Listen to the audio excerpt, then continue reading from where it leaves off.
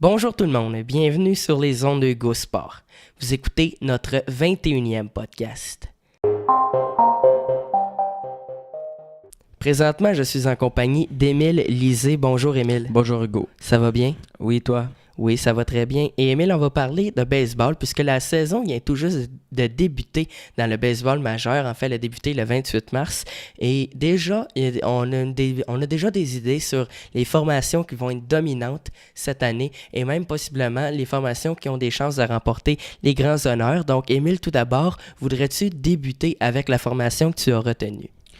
Moi, j'ai retenu les Astros de Houston parce qu'ils ont déjà remporté les grandes finales, mais aussi à cause de deux joueurs que j'ai retenus, José Altuve et Carlos Correa, qui sont très bons défensivement, mais qui ont aussi une très bonne moyenne au bâton et qui sont capables de produire beaucoup de points pour l'équipe et aider à monter dans le classement et peut-être remporter les séries.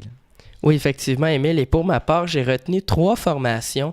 Donc, tout d'abord, j'ai retenu les Red Sox de Boston, tout simplement puisqu'ils sont les champions en titre. En fait, c'est eux autres qui ont remporté les grands honneurs l'année dernière. Et ils comptent sur plusieurs bons joueurs, comme entre autres Chris Sale, Mookie Betts, Xander Bogaerts, David Price, Craig Kimbrell, J.D. Martinez, qui lui utilise le monstre vert à son avantage. Donc, c'est vraiment une formation qui est en mesure d'inscrire beaucoup de points. Et grâce à ses lanceurs de grand talent, n'accorde pas beaucoup de points. La défensive aussi des Red Sox de Boston est vraiment extraordinaire. Ce n'est pas pour rien, en fait, qu'ils ont remporté les grands honneurs l'année dernière. Par la suite, j'ai retenu les Yankees de New York tout simplement pour 3 joueurs, soit Aaron Judge, Giancarlo Stanton et Gary Sanchez.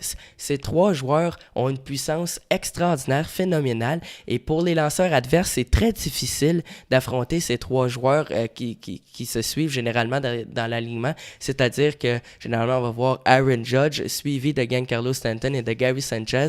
Donc les lanceurs peuvent avoir beaucoup de difficultés à traverser cette partie de l'alignement qui est vraiment très puissante, comme je l'ai dit un petit peu plus tôt, et qui est en mesure d'inscrire beaucoup de points avec seulement un élan. Et finalement, j'ai retenu les Phillies de Philadelphie, puisqu'ils se sont renforcés à la saison morte. Ils ont acquis des joueurs comme Bryce Harper, qui a connu une saison plus difficile l'année passée, mais qui a tout de même réussi à avoir un assez bon nombre de points produits et de coups de circuit pour mener la Ligue. Mais pas mener la Ligue, en fait, mais être dans les meneurs. C'est tout simplement ce que je voulais dire. Aussi, les Phillies ont acquis JT Realmuto, qui lui a remporté le bâton d'argent en tant que receveur, c'est-à-dire qu'il est le meilleur frappeur à sa position. Sans oublier non plus des joueurs comme Andrew McCutchen, qui lui a remporté le titre du joueur le plus utile à son équipe en 2013, et Michael Franco aussi, le joueur de 3e but, qui est excellent à sa position défensivement et qui est en mesure de produire un assez bon nombre de points. La rotation aussi des Phillies est quand même assez bonne, ce qui fait en sorte qu'avec le nombre de points qu'ils vont être en mesure d'inscrire cette année, je crois qu'ils vont être en mesure de remporter beaucoup de matchs. Et déjà, Rhys Hoskins aussi, j'allais oublier, Rhys Hoskins qui lui a récolté 96 points produits l'année dernière, un autre excellent joueur, et celui-ci et Bryce Harper ont déjà commencé à performer et je ne crois pas qu'ils vont s'arrêter. Alors Hugo, j'avais une petite question pour toi.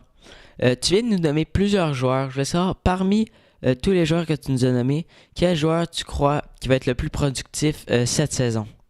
Oui, mais écoute, selon moi, le joueur le plus productif parmi ceux que j'ai nommés, ça va être Bryce Harper.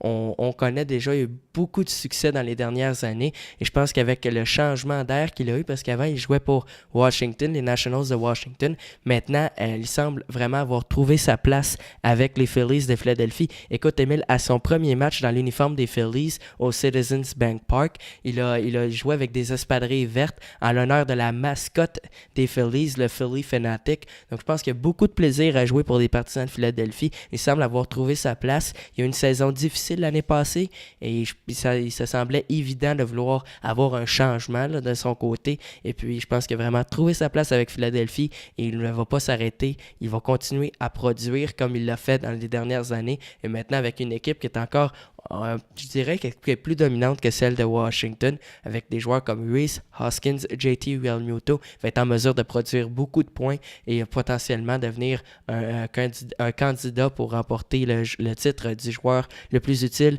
à son équipe. Donc, c'est ce qui va conclure notre 21e podcast. Merci beaucoup d'avoir été des nôtres. N'oubliez pas de liker la vidéo, de la partager, de vous abonner à la chaîne et d'activer la cloche des notifications aussi et d'interagir avec nous dans les commentaires. Merci beaucoup et au revoir.